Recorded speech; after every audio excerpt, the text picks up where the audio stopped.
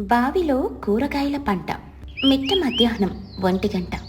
సూర్యుడు నిప్పులు చెరుగుతున్నాడు. తుని పిచ్చుక, బుజ్జి పిచ్చుక తమ చిన్న మూటలు పట్టుకుని ఆయాసపడుతూ నడుస్తున్నారు. తుని పిచ్చుక చెమటలు తుడుచుకుంటూ, అబ్బా, ఈ ఎండ ఏంటి ఇలా మండిపోతుంది బుజ్జి? నా వల్ల కావట్లేదు తల్లి. నా రెక్కలు మాడిపోయి రాలిపోయేలా ఉన్నాయి. కనీసం దాక్కోడానికి ఒక్క చెట్టు నీడ కూడా లేదు. అవునమ్మా, నా గొంతు ఎండిపోతోంది, కళ్ళు తిరుగుతున్నాయి.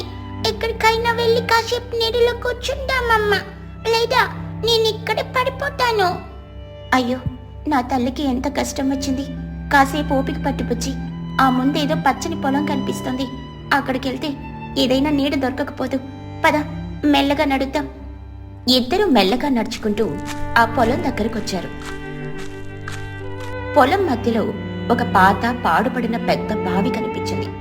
బుజ్జి పిచ్చుక చేతితో చూపిస్తూ, అమ్మా, అది చూడు, ఆ పొలం మధ్యలో ఒక పెద్ద బావి ఉంది.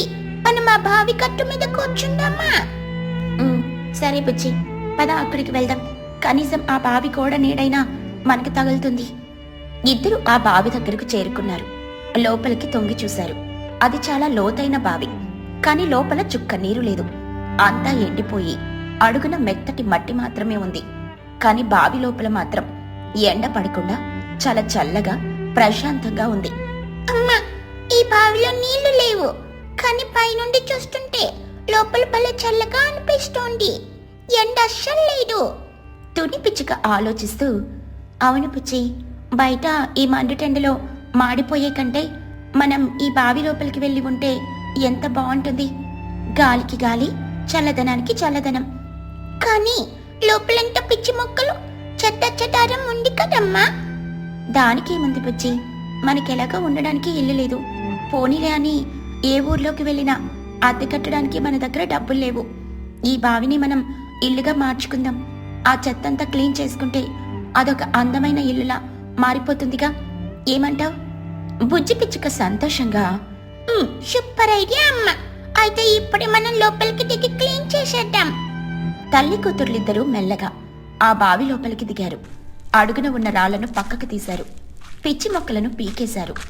నేలను చదును చేసి తమ మూటలను ఒక పక్కన సర్దుకున్నారు.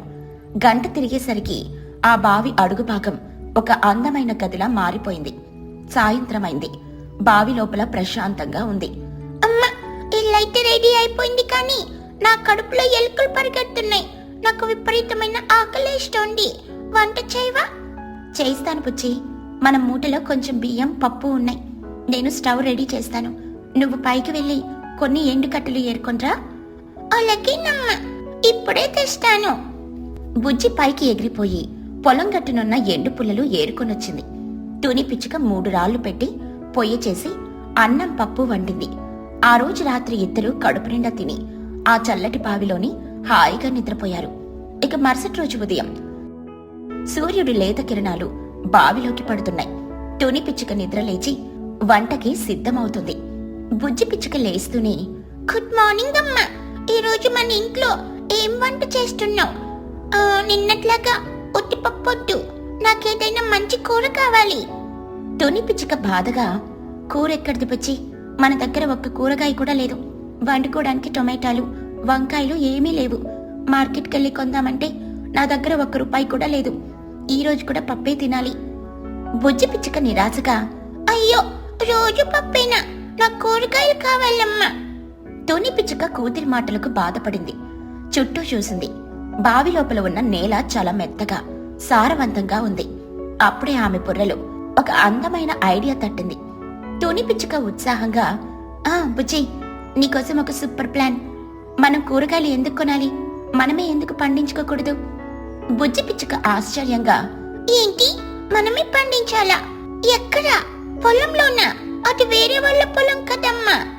పొలంలో కాదు బుజ్జి, ఈ బావిలోని. చూడు, ఇక్కడ మట్టి ఎంత మెత్తగా ఉందో. పైగా పైన సూర్యరశ్మి తగులుతుంది, చల్లదనం కూడా ఉంటుంది. నా మూటలో పాతవి కొన్ని టొమాటో గింజలు, వంకాయ గింజలు, ఆకుకూర విత్తనాలు ఉన్నాయి. వాటిని మనం ఇక్కడే నాటుదాం. బుజ్జి పిచ్చుక ఎగిరి గంతేసి, వావ్, బావిలో కూరగాయల పంట, భలే ఐడియా అమ్మా. నేను కూడా నీకు సాయం చేస్తాను. ఇప్పుడే మట్టి తవ్వుదాం. తల్లి కూతుర్లిద్దరూ కలిసి బావి అడుగున చిన్న చిన్న మడుగులు కట్టారు. అందులో టొమాటో, వంకాయ, ఆకుకూర విత్తనాలు నాటారు. రోజు ఉదయాన్నే పైకెళ్లి ఒక చిన్న గిన్నెలో నీళ్లు తెచ్చి ఆ మొక్కలకు పోసేవారు. వారి ప్రేమకు, ఆ బావిలో ఉన్న చల్లని వాతావరణానికి ఆ మొక్కలు ఏపుగా పెరిగాయి. పచ్చని ఆకులతో, ఎర్రటి టొమాటోలతో, ఊదా రంగు వంకాయలతో ఆ పాడుపడిన బావి కాస్త ఒక అందమైన కూరగాయల తోటలా మారిపోయింది. 2 నెలలు గడిచాయి. తుని, పుచ్చి చాలా సంతోషంగా ఉన్నారు. రోజు తాజా కూరగాయలు కోసుకుని వండుకుని తింటున్నారు. ఒకరోజు మధ్యాహ్నం తుని పిచ్చుక వంకాయ, టొమాటో కలిపి కమ్మని కూర వండుతోంది. కట్టెల పొయ్యి మీద వంట చేస్తూ ఉండడం వల్ల ఆ బావిలో నుండి పొగ పైకి రావడం మొదలైంది. ఆ పొగ గాలికి పొలమంతా వ్యాపించింది. సరిగ్గా అప్పుడే ఆ పొలం యజమానురాలు పిసినారి అయిన చిచ్చుకాకి తన పొలానికి నీళ్లు పెట్టడానికని వచ్చింది.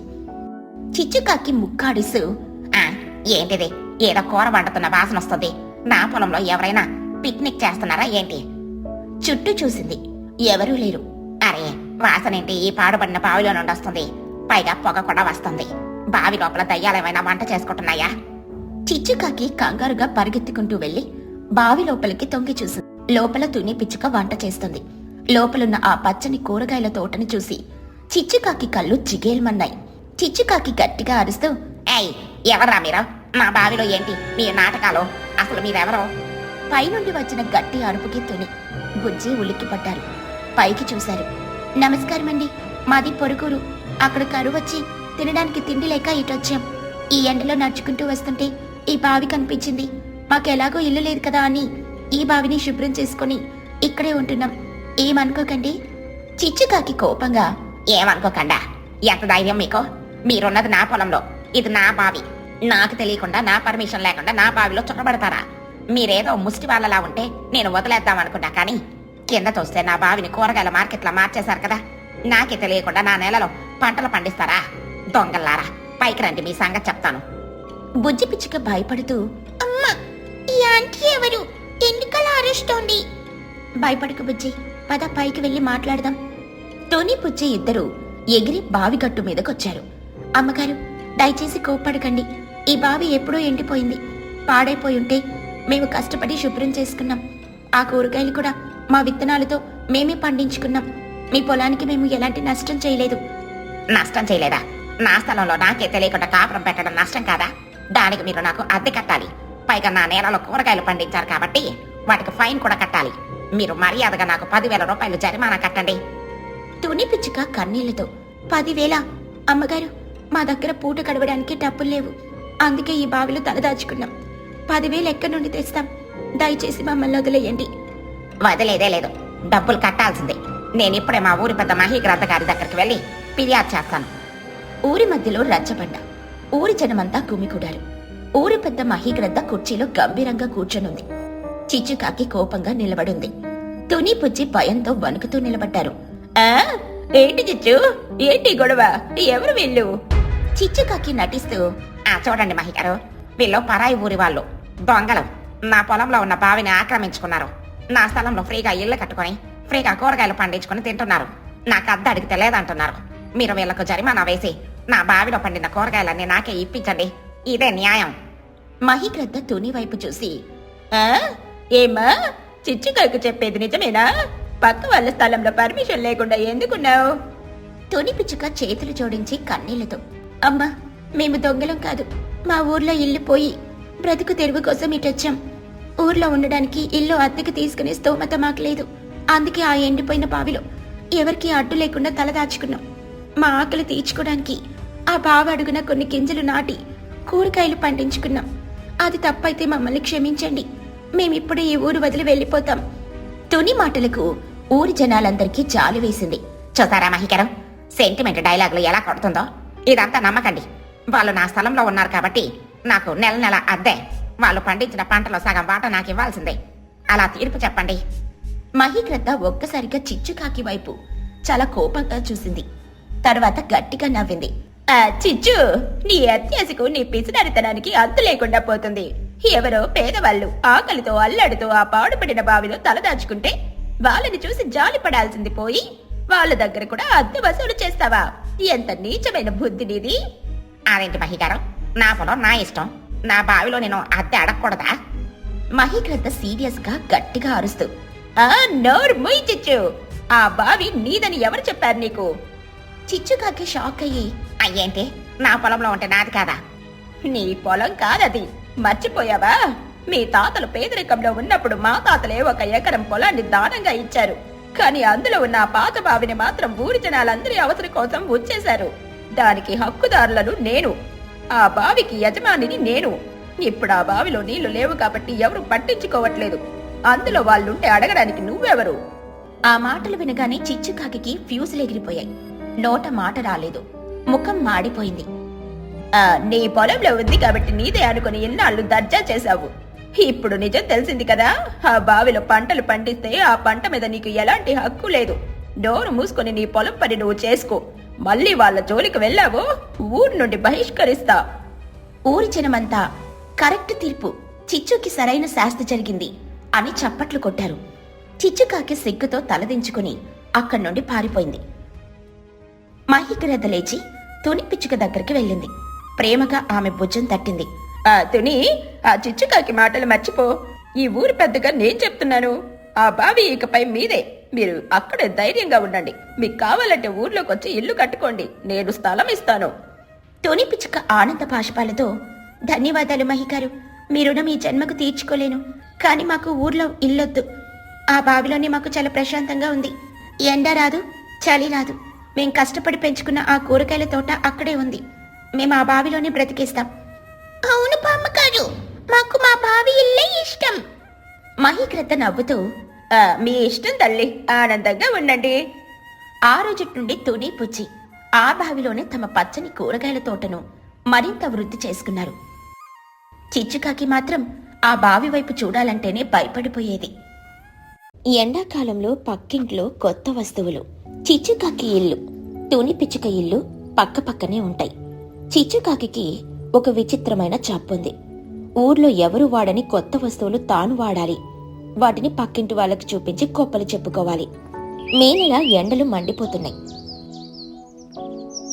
మధ్యాహ్నం వేళ చెమటలు కక్కుతూ తుని పిచ్చుక, బుజ్జి వాకెట్లో కూర్చొని విసనకర్రతో విసురుకుంటున్నారు. అప్పుడే పక్కింటి చిచ్చుకాకి చేతిలో ఒక చిన్న బాక్స్ పట్టుకుని స్టైల్గా నడుచుకుంటూ వచ్చింది. హలో పక్కింటి వాళ్ళు, ఏంటి ఎండకి ఆమ్లెట్లా మాడిపోతున్నారా?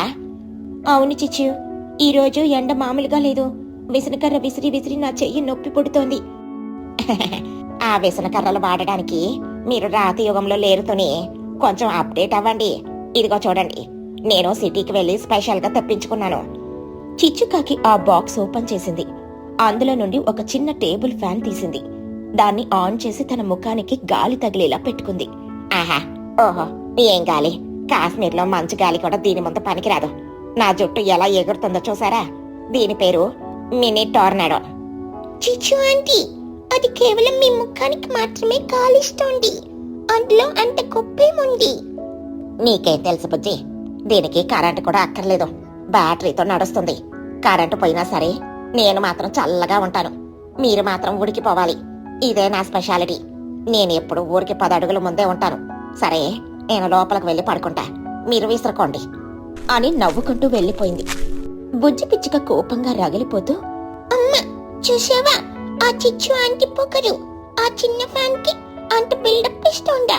నాకు చాలా కోపం వస్తుంది. లైట్ తీసుకో పుచ్చి, ఆవిడికి గొప్పలు చెప్పుకోవడం అలవాటే కదా. లేదమ్మా, మనం తగ్గకూడదు. మనం ఇప్పుడు మార్కెట్కి వెళ్ళి ఆ ఫ్యాన్ కంటే పెద్ద ఫ్యాన్ కొనుక్కుందాం. నా దగ్గర నా కిడ్నీ బ్యాంకులు దాచుకున్న 500 రూపాయలున్నాయి. నువ్వు ఒక 1000 కలుపు, పద. సాయంత్రం తుని పుచ్చి కలిసి ఒక ఆటోలో పెద్ద పెడస్టల్ ఫ్యాన్ ని కొనుక్కొని ఇంటికొచ్చారు. దాన్ని సరిగ్గా చిచ్చుకాకి కిటికీకి ఎదురుగా పెట్టి ఆన్ చేశారు.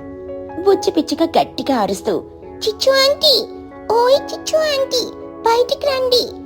చిచ్చుకాకి తలుపు తీసుకునొచ్చి, ఏంటే బుజ్జి, ఎందుకంతగా అరుస్తున్నావు? ఇటు చూడండి, ఆ ఫ్యాన్ చూడండి. ఇది మినీ టోర్నాడో కాదు, ఒరిజినల్ సునామీ. మీరు కొన్న ఫ్యాన్ మా ఫ్యాన్ కి పిల్లలాగా ఉంది. తుని పిచ్చుక ఫ్యాన్ స్పీడ్ ని 3లో పెట్టి, అవును చిచ్చు, ఈ ఫ్యాన్ వేస్తే ఇల్లంతా గాలొస్తుంది. నాకే కాదు, మా పక్కింటి వాళ్ళకి ఎదురింటి వాళ్ళకి కూడా గాలొస్తుంది. చూడు గాలి ఎలా వస్తుందో. ఆ పెద్ద ఫ్యాన్ గాలికి చిచ్చుకాకి జుట్టు చెరిగిపోయింది. బన్ను చిలుక అక్కడికొచ్చి, వావ్ బుజ్జి, ఫ్యాన్ అదర్స్. చిచ్చు ఆంటీ ఫ్యాన్ అయితే నా ముక్కుకి మాత్రమే గాలిస్తుంది. మీ ఫ్యాన్ నా పొట్టకి కూడా గాలిస్తుంది. చిచ్చుకాకి ముఖం మార్చుకుని, ఆహా, ఎంత పెద్ద ఫ్యాన్ కొన్నారా? కానీ దీనికి కరెంట్ కావాలి కదా. కరెంటు పోతే ఇది పనికిరాని ఇనుప డబ్బా. నా బ్యాటరీ ఫ్యాను ఎప్పటికీ కింగే. కరెంట్ ఉన్నంతసేపు మేమే కింగ్ ఆమటి. మీరు మీ పిల్ల ఫ్యాన్ పక్కన పెట్టుకుని దోమలు తోలుకోండి. చిచ్చుకాకి తలుపు బడాల్మని వేసుకుని లోపలికెళ్ళిపోయింది. చిచ్చుకాకి తనలో తాను, అమ్మో, ఈతోనే వచ్చి నన్నే అవమానిస్తారా? నాకంటే పెద్ద వస్తువు కొంటారా? రేపు చూపిస్తా వీళ్ళకి నా పవర్ ఏంటో. వీళ్ళ ఫ్యాను గాలికి ఎగిరిపోయేలా ఒక ఐటెం తెస్తా. మరుసటి రోజు ఉదయం ఒక పెద్ద లారీ చిచ్చుకాకి ఇంటి ముందు ఆగింది. అందులో నుండి 4 పక్షులు ఒక పెద్ద డెజర్ట్ కూలర్ని కిందకి దించారు. ఊరంతా దాన్ని వింతగా చూస్తున్నారు. చిచ్చుకాకి లారీ డ్రైవర్తో, అదిగో సరిగ్గా తొని ఇంటి వైపు తిప్పి పెట్టండి ఆ కూలర్ని. ఏంటి చిచ్చు, ఇంత పెద్ద డబ్బా తెచ్చావు? పాత సామాన్లు వేసుకోవడానికా? చిచ్చుకాకి నవ్వుతూ, పాత సామాన్లు కాదు చోటు, ఇది కూలర్. ఫ్యాన్ అనేది గాలి మాత్రమే ఇస్తుంది. ఈ కూలర్ చల్లటి మంచు గాలిని ఇస్తుంది. అంటార్కిటా నుండి డైరెక్ట్ గా గాలిని పీల్చుకొని మన ముఖాన కొడుతుంది. ఇక తుని వైపు చూస్తూ, ఏమే తుని, నీ సునామీ ఫ్యాన్ ఎక్కడా? దాన్ని దాచేయి, లేకపోతే నా కూలర్ గాలికి ఎగిరిపోతుంది. ఓహో, కూలర్ కొన్నావా చిచ్చు? అవును, పైగా ఇందులో నీళ్లు పోస్తే చాలు గాలితో పాటు నీటి జల్లులు కూడా వస్తాయి. ఏసీలాగన్నమాట. ఆన్ చెయ్యండ్రా.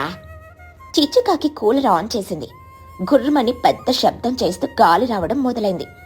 గాలితో పాటు వాటర్ తుంపర్లు తుని ఇంటి వాకిట్లో పడుతున్నాయి. అమ్మా, గాలి పలి చల్లగా ఉండమ్మా. చూసావా బుజ్జి, నా దెబ్బ ఎలా ఉందో?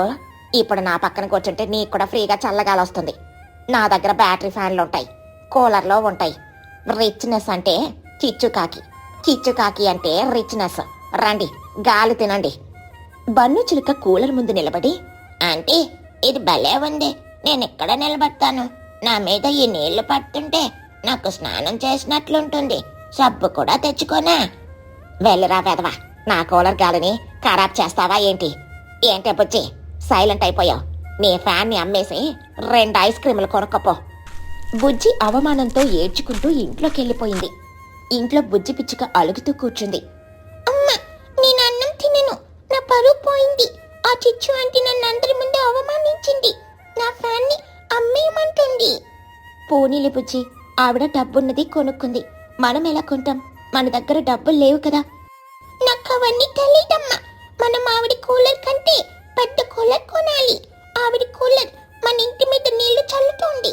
మనం కొనే కూలర్ ఆవిడ ఇంటి పైకి ఎగిరిపోయేలా చేయాలి. ప్లీజ్ అమ్మా, నాకు పెద్ద కూలర్ కావాలి. దాని రేటు 10,000 ఉంటుంది తల్లి. నా దగ్గర 1 రూపాయి కూడా లేదు. అయితే అప్పు చెయ్యమ్మా. మహిపామ గారి దగ్గర అప్పు తీసుకో. నేను పెద్దయ్యాక వడ్డీతో సహా తీర్చేస్తాను. ప్లీజ్. కూతురి పోడు పడలేక తుని పిచ్చుక మహిగ్రత దగ్గరికెళ్ళి 10,000 అప్పు తెచ్చి సాయంత్రం ఒక పెద్ద ట్రాక్టర్లో జంబో ఇండస్ట్రియల్ కూలర్ ని తీసుకొనొచ్చింది. ఆ కూలర్ సైజ్ చూసి ఊరి జనం షాక్ అయ్యారు. అది ఏకంగా ఒక చిన్న గుడిసంతుంది. అమ్మో తుని, ఈ కూలర్ ఏంటి? ఫ్లైట్ ఇంజన్ లాగా ఉంది. ఇది ఇంట్లో పెడితే మనం ఎక్కడ పడుకోవాలి? ఇంట్లో కాదు చోటు ఆంటీ, దీన్ని బయటే పెడతాం. చిచ్చుకాకి వైపు చూస్తూ, ఏమండి చిచ్చు ఆంటీ, మీ డెజర్ట్ కూలర్ ఏది? ఒకసారి నా జంబో కూలర్ ని చూడండి. ఇది వేస్తే మీ ఇల్లు తుఫాన్ వచ్చినట్లు ఎగిరిపోతుంది. చిచ్చుకాకి షాక్ అయి చూస్తూ, ఏంటి 10,000 పెట్టి ఆ ఫ్యాక్టరీ కూలర్ కొన్నావా? ఎక్కడివి నీకన్ని డబ్బులు? నా కూతురి సంతోషం కోసం అప్పు చేశాను చిచ్చు. మా కూలర్ ముందు నీ కూలర్ మ్యూజిక్ బాక్స్ లా ఉంది. ఆన్ చేయి బుజ్జి. బుజ్జి కూలర్ ఆన్ చేసింది. భుయ్ భుయ్ అంటూ భయంకరమైన శబ్దంతో గాలొచ్చింది. ఆ గాలి ఫోర్స్కి చిచ్చుకాకి ఇంట్లో ఉన్న క్యాలెండర్లు, బట్టలు ఎగిరిపోయాయి. అమ్మా, నా చీరలు ఎగిరిపోతున్నాయి. ఆపవే, ఆపవే నీ కూలర్ని. పాపం, నీకు చల్లగాలి కావాలన్నారు కదా, పీల్చుకోండి. మా జంబో కూలర్ దెబ్బకి మీ డెజర్ట్ కూలర్ ఫ్రీజ్ అయిపోవాలి. వావ్ బుజ్జి, ఈ గాలికి నేను గాలిపట్టంలాగా ఎగిరిపోయేలా ఉన్నాను. దయచేసి నన్ను పట్టుకో. రాత్రి 8 గంటలు. చిచ్చుకాకి ఇంట్లో అటూ ఇటూ నడుస్తుంది. ఆవిడకు నిద్ర పట్టడం లేదు. ఆతోని గాడిద నన్నే ఎదిరిస్తుందా? నాకంటే పెద్ద వస్తువు కొంటుందా? నా పరువు పోయింది. ఇప్పుడు నేను ఊళ్ళో తలెత్తుకొని తిరగలేను. నేను ఆ జుంబా కాలర్ని మించిన వస్తువు ఒకటి కొనాలి. అదేంటి? AC, air conditioner. ఏసీ కొంటే ఇక దానికి మించింది ఏది ఉండదు. మమ్మీ, ఏసీ అంటే 30,000 అవుతుంది. మన దగ్గర అంత డబ్బు ఎక్కడుంది? డబ్బు లేకపోతే ఏవిట్రా? నా ఈ 2 బంగారు గొలుసులు లేవా? వీటిని కుదవ పెడతాను. తాకట్టు పెట్టి ఏసీ తెస్తాను. తుని అప్పు చేసినప్పుడు నేను నగలెందుకు తాకట్టు పెట్టకూడదు? నాకు పరువు ముఖ్యం. మమ్మీ, గొడవ కోసం బంగారాన్ని తాకట్టు పెడతావా? వద్దు మమ్మీ. నువ్వు సైలెంట్ గా ఉండరా. రేపు తుని బుజ్జి మొఖాలు ఎలా మాడిపోతాయో చూడు. ఇక మరుసటి రోజు ఉదయం చిచ్చుకాకి పక్క ఊరికి వెళ్లి నగలు తాకట్టు పెట్టి ఒక పెద్ద స్ప్లిట్ ఏసీని కొనుక్కొని ఇంటికొచ్చింది. మెకానిక్ వచ్చి ఆమె ఇంటి బెడ్రూమ్ కి ఏసీ బిగించాడు. ఏసీ అవుట్డోర్ యూనిట్ ని తుని ఇంటి వైపుకు తిప్పి పెట్టాడు. మధ్యాహ్నం 12 గంటలు. ఎండ దంచి కొడుతుంది. తుని పూచి తమ జంబో కూలర్ వేసుకుని గర్వంగా కూర్చొనున్నారు. అప్పుడే చిచ్చుకాకి బయటకొచ్చింది. ఆమె చేతిలో ఒక ఏసీ రిమోట్ ఉంది. వెంటనే చిచ్చుకాకి ఇంటి గోడకున్న ఏసీ అవుట్డోర్ యూనిట్ ని గర్రమని సౌండ్ చేసి వేడి గాలిని తుని ఇంటి వైపు వదలడం స్టార్ట్ చేసింది. ఏంటి చిచ్చు, మళ్ళీ ఏదో మిషన్ తెచ్చావు? ఏంటది? చిచ్చుకాకి నవ్వుతూ, ఇదే మిషన్ కాదునే, నా దర్జాకి గుర్తు. దీని పేరు ఏసీ. ఈ ఊర్లో ఏసీ ఉన్న ఏకైక పక్షిని నేనే. మీ కూలర్లో ప్యాక్ చేసుకోండి. నేను రూమ్లో ఉంటే లండన్లో ఉన్నట్టుంటుంది. మంచు కురుస్తుంది. మీలాగా నేను చెమటలు కక్కుతూ బయట కూర్చోను. గర్వంగా ఏసీ వేసుకుని దుప్పటి కప్పుకుంటాను. నా దెబ్బ ఎలా ఉంది? తుని పుచ్చి ఇద్దరూ షాక్ అయ్యారు. ఏసీ అనగానే వాళ్ళ మైండ్ బ్లాక్ అయింది. అమ్మా, చిచ్చు ఆంటీ ఏసీ కొనేసింది. ఇప్పుడు మనం ఏం చేద్దాం? ఏసీ కంటే పెద్దదేముంటుంది? మనం కూడా ఏసీ కొందామా? తుని పిచ్చుక బుజ్జి తల మీద చిన్నగా కొట్టి, నోరు మొయ్యవే, కూలర్కే నా ప్రాణం పోయింది. అప్పు కట్టలేక ఏసీ కొనాలంటే మన ఇల్లు అమ్మేయాలి. మనం ఓడిపోయాం బుజ్జి. ఈ పోటీ మన వల్ల కాదు. తుని పిచ్చుక లేచి చిచ్చుకాకి దగ్గరికెళ్ళింది. చిచ్చు, మేము నీకు దండం పెడుతున్నాం. నువ్వే గెలిచావు. నీ స్తోమత ముందు, నీ పంతం ముందు మేము నిలబడలేం. మా జంబో కూలర్ని వెనక్కిచ్చేసి మేము అప్పు కట్టేస్తాం. నువ్వు నీ ఏసీని ఎంజాయ్ చెయ్యి. మమ్మల్ని వదిలే. అవునాంటీ, యు ఆర్ ద విన్నర్. మాట ఎప్పుడు పెట్టుకోవద్దు. చిచ్చుకాకి గర్వంగా విజయ గర్వంతో కళ్ళు మూసుకొని, ఎస్, నేను గెలిచాను. చిచ్చుకాకి ముందు ఎవరైనా బలాదురే. ఇదిగో బన్ను, నేను ఏసీలో పడుకుంటాను. నా రూమ్ లోకి ఎవరు రాకూడదు. బాయ్. రాత్రయింది. ఎండాకాలం కాబట్టి ఆరు బయట మంచి చల్లటి గాలి వీస్తుంది. తుని పిచ్చుక, బుజ్జి పిచ్చుక తమ చిన్న స్టాండ్ ఫ్యాన్ ని బయట పెట్టుకుని మంచం వేసుకుని హాయిగా ఆకాశంలో నక్షత్రాలు చూస్తూ పడుకున్నారు.